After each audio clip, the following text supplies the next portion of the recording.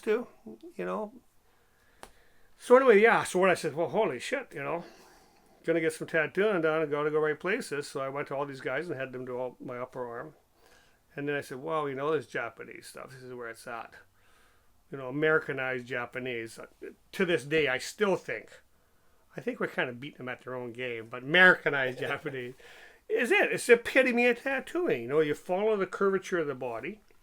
You know, mine cut off very high, higher than most do. Sometimes I go down here. And it's easy to blend. And plus they have such a rich mythology. You can just steal and rape and pillage different animals and goobly goops and demons and dragons. There's just no end to it, you know. The term I hear thrown around all the time is West Coast greaseball style.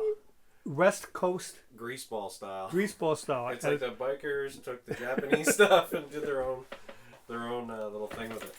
No, I like the very traditional stuff. You know, with the isobars, the very clean, delineated kind of edges to that stuff like that. You know? No, it's great stuff. Japanese tattooing. I mean, they've spent centuries, you know, developing this style. It wasn't something that just happened overnight. Yeah. They started off with firemen, Paul Bearers, stuff like that. People they can know half naked because, you know, it's hot. Yeah. Fighting fires, you know. And, it's good for business. What? What was it like back then? What was a tattoo shop like back then when you were getting into tattooing? Well, everybody was trying to mimic Ed Hardy. You know, they gone from the old style flash on the walls, which is what I liked. And I've always tried to maintain that look of flash. Even though I was doing bodysuits, you gotta walk in, you gotta look around at stuff where you're getting tattooed and be mesmerized, you know. And plus the smell, I don't know if it's the Listerine, the Dettol, the green soap, but there's just certain smells that, you know, you have to have going along with that in the books and stuff. So anyway, when I was at it, when I just get into it, that was what's happening. It was just getting away from that. Everybody had to be Ed Hardy. Nobody was tattooed as well as he was, you know, but they all had to pretend they had a shop like his with no flash on the walls. And if you are as good as he can, you can pull it off, but most guys can't. Yeah. You know. We interviewed Paul Jeffries, and he talked about Dave Shore as being the first guy in Canada to do large-scale custom tattoos, like drawing stuff on the body, stuff beyond the stencil. Well, no, that's not really true. Doc Forbes is doing stuff, too. He was doing kind of like Sailor Jerry, you know, pseudo-Japanese. But he was doing big stuff, too. He and his wife, they had their nipples pierced. Their entire bodies were tattooed, and it wasn't just a little. His wife had a lot of dinky shit, but he was doing big stuff too, big dragons. I got pictures of him drawing up, you know, big sheets, back pieces and stuff like that. Yeah. It was around. Okay. It was around. Yeah. Do you think there would have been? Shore was the only one that really had any artistic ability. I mean, Dave wasn't a media whore like Doc Forbes was. I mean, when I was going down when I was first learned, was actually down in Seattle. I was hanging out with guys like Greg Irons and Pete Stevens because it was a different city. You know, I was no threat to them, so they were quite free with all their information, how to make needles, where they're getting eggs from, stuff like that. Same with Hardy. You know, I was getting tattooed by Hardy, so, you know, Ed, where are you getting that pigment from, you know? So, Donovan, what kind of needles are you using here, you know? They were very, very open about it, you know? But Forbes is a media whore. He's all kinds of documents about him. Dave wasn't doing this. When I was down there in Seattle, they all knew who Doc Forbes was. They knew that I basically had Doc Forbes' shop, so they treated me with some respect. But I think it was only really Pete who knew who Dave Shore was because Dave wasn't out there pushing it, you know. I think he went to one convention back then. I think Vic ended up getting a fight with somebody. So they become what do you call it? Persona non grata. Persona non grata, that's the word. Love that Latin, yeah. Oh, fuck. Oh, no, Dave was just, he was just an excellent tattooist to start with, you know. And plus he had that feel for the body, you know. Kind of that same stuff, all the scary faces. Big demon faces, crap like that. And he could turn it into a whole sleeve, you know. Yeah. I remember a friend of mine getting tattooed by Dave Shore back in the day. This would have been in the 90s, and I was just getting into getting tattooed, and I was terrified to go see Dave Shore. Yeah. I just heard so many stories about the Jackhammer. jackhammer. Yeah. And he was just bigger than life, right? Yeah. I still was scared to meet him up until the day I met him. He wasn't that bad. I got tattooed, nice. but Dave did all this work in here. It wasn't that bad. I mean, you gotta step on it if you want those lines to go in. You know. Yeah. So you can't fart around, because back then was also the same time we're doing a single needle crop. You know, I just sent Quentin. They got nothing but time in these prisons, you know, using guitar strings. They're doing a lot of real fine stuff, you know. But the tattooing they were doing were like girls' face with hair. And you're backing up the little thin single needle lines up with shading. And a lot of people don't realize that it's not really a single needle. It's actually 3 needles.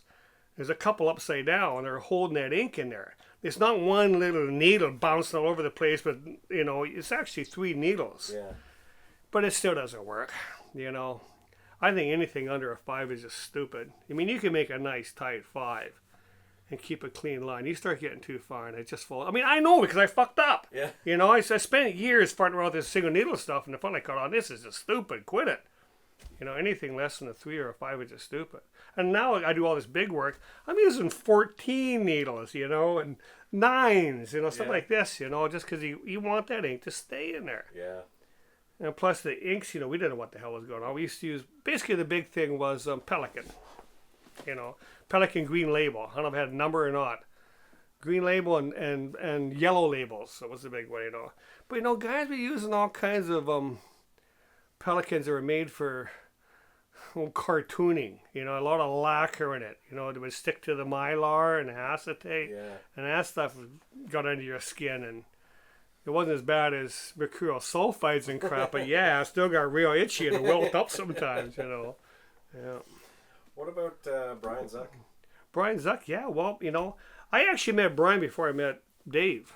I'd come back from, I got that tattoo in Holland, and I popped in there, and I just want to get, you know, back to English thing, you know, one tattoo here, one got kind of magic, you know, balance things off. I don't know what the hell was going on. And he used to have a tattoo shop down kind of where the police station used to be down on Main Street. It was actually called Japantown. So I met him first. I think he actually had a shop before Dave did. Yeah. You know, and then, well, I guess after Vic Gregory died, Brian and Dave hooked up. And wow, at the time, you know, I don't know what year that would have been exactly, 78, 79, all the way through, that was the tattoo shop in Canada. I mean, back east in Toronto, they had, like, you know, the Chinamen, they would never leave, the needle would never leave, and the skin, and Beachcomber Bill, and, you know, they were just pounding out the tattoos, but there was no art. And those guys, wow, they had a hot shop going. Lineups. I mean, when Vic went to jail back in, well, whatever, you know, that was Butler. That was Butler. You know, Zeke Owen, these guys would come up. Ed Hardy, these guys would come up and work in that shop. And Zeke would say, holy shit, you know, there was a lineup. And he would try to fight to get to the front door so he could open it up and get inside. And I went down, I tattooed with Zeke in North Carolina. And was all Marine Corps. You know, he'd open up at 4 o'clock in the afternoon. And he would tattoo at 2 in the morning.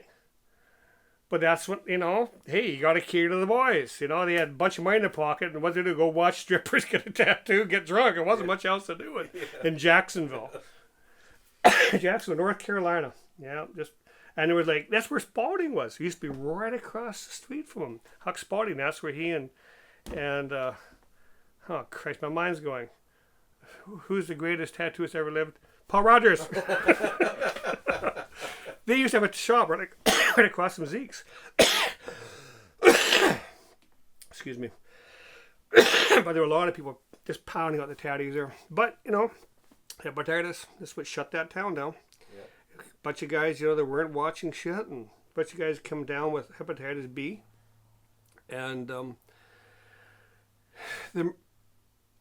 the Army, or actually it's Marine Corps base is what it was, couldn't actually shut them down, but they could take and post an MP in front of each tattoo shop and they couldn't cross that line. And it just fucked that. way back, and I'm not sure what year that was. But there was some of those little towns that were really sensitive to that kind of stuff, you know. Yeah, of course. When I was there, yeah, they'd clean it all up, and they were back to, you know, sterilizing shit.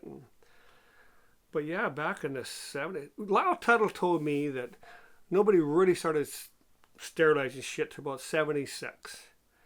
And my book that I wrote was kind of a little bit prior to that. Everything before the modern, which is about almost the same year that I first started tattooing, 76.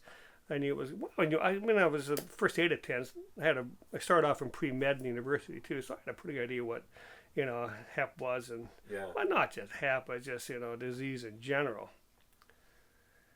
But yeah, I mean, I was in Australia in the 80s, and they still weren't. Tony Cohen was, and Mo Webb used to change the tips. But that was the only guys, you know, in the 1980s, you know.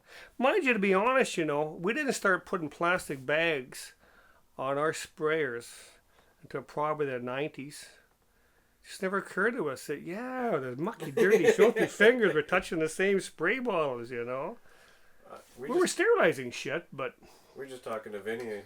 About what? Vinny Rucco, and he was talking about curling at the bucket and the old school, not changing his needles and everything. Yeah, I don't think he did. Yeah. You know. I've seen photographs since. I know he wasn't wearing gloves. I used to think it was pigment. And Brian was saying, no, that's nicotine. Smoking, he stained his fingers so bad, you know, it was black from the nicotine. But he was using Kleenex, you know, 'cause prior to that, they were using a bucket with a sponge. So he wasn't doing that. He was one step ahead of that. Huh. And I think Forbes had a pretty clean shop. You know, I'm not sure exactly how sterilized it was. I never had a... I know he apparently had a sterilizer, an autoclave. Dave was saying he had all these beakers and stuff. Paul was saying the same thing. All these little beakers, and they were bubbling and everything. People were like, what the fuck is that? And you'd be like, sterilization.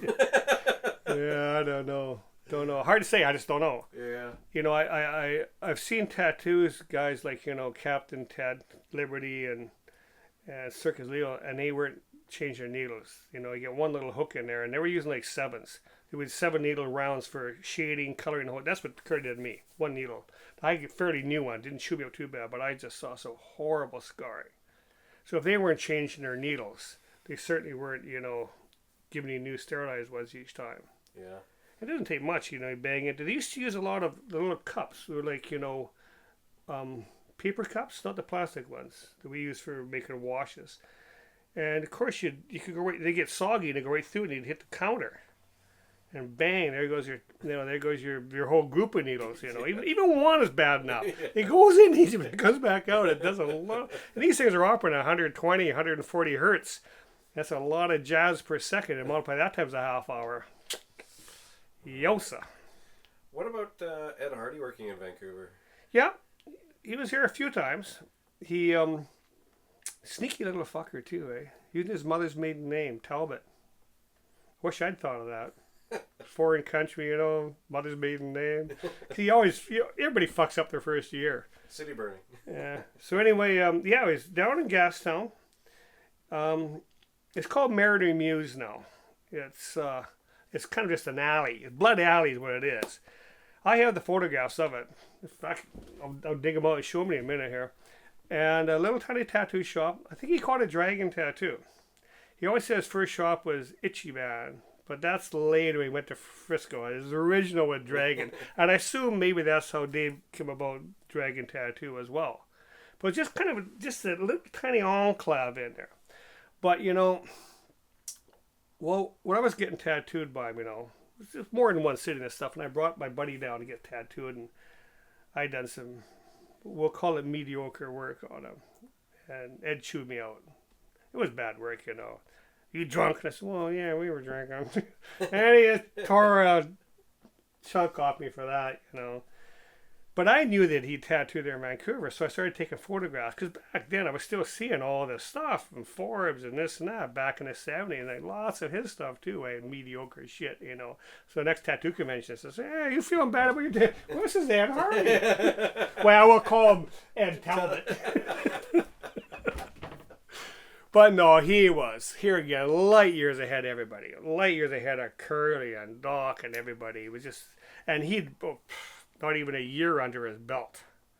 And I saw a little tattoo he was doing was Seaforth Highlanders, which even to this day is kind of hard, little stag with the horns and shit. And when I saw it, it was probably 10 or 20 years old. And it was excellent tattoo. Nothing wrong with it at all. Compared to what, Curly and Circus Leo and the rest of the gang were putting out. Really bad. Yeah. Were there any other artists of note back then? Were there any what? Any other artists that we should know about from back then? Well, yeah, it starts way back in the 1800s. Lau Tuttle came in one day and gave me a card. 20 odd years ago. Professor Johnson. And I don't know, I got it from this batch of stuff, from 1930s, but I think it was way older than that. I had the address, Cordova Street. I went down there and there was 2 spots. Cordova like 2 sides now, eh? Couldn't find much, And Nick Wasco was the one that came across a little book one time. And what it was a book. There's a museum in New York called, I don't know, South Sea, whatever the hell it is. And they had a bunch of old flash, and one of them was from this Japanese tattooist, Hori Chiyo. Now, Hori Chiyo ran out of Japan. And he went to New York, old man, 80s, got involved in some sordid love affair, and committed suicide. Now, he committed suicide in 1900. Now, he didn't fly to New York back then. He took a boat. And damn, his car didn't have the same goddamn address. I think it was 6 Cordova as Professor Johnson had. So finally, I had some kind of, a time frame to flirt with. So I went down to there's a place kind of down where, I don't know, the park is there in Schizzolino. And I went in there and started digging around, and sure enough, found a guy called Johnson, 1891. Moved in there, started working in a bar, ended up owning the bar, ended up owning that thing, Sister Cordova, number 4. So he was tattooing there with a Japanese tattooist way back about 1896. Because that's where Vancouver was. It was down there around Cordova and not exactly Skid Row. It's kind of being gentrified again. It's so good. Holy shit, it's all starting to come together. And then after that, then he went by train to New York. But yeah, he started off in Vancouver. There were people tattooing here in the 1800s. Frederick Baldwin was too, I have some of his flash here. I'll show you that piece there. That's Frederick Baldwin. Okay. Now, he came here from England back in the 1890s. And he tattooed here for a year or two. And then he went to South Africa. Boer War. That's full of the wars. That's where the money is. It was tattooed in the Boer War back in, I don't know, what was that, 1898 to 1902, something like that, around the turn of the century. And then he came back to Canada again. And he ended up tattooing here, and he died about 1961, Halifax. It was always the ports. Yeah. Either Esquimalt or Forbes or it was Halifax. That's where the money was. And, he tattooed right at the end. I mean, I don't even hung around to the very end. I talked to Sailor Jerry Swallow. And he was saying he knew him, met him, hung around with him. A cranky old fart. He used to sit in the corner there. Insisted on mixing the inks. Kind of like Danny Downson. I insisted and pour it in the glycerin, pour it in the alcohol. Yeah.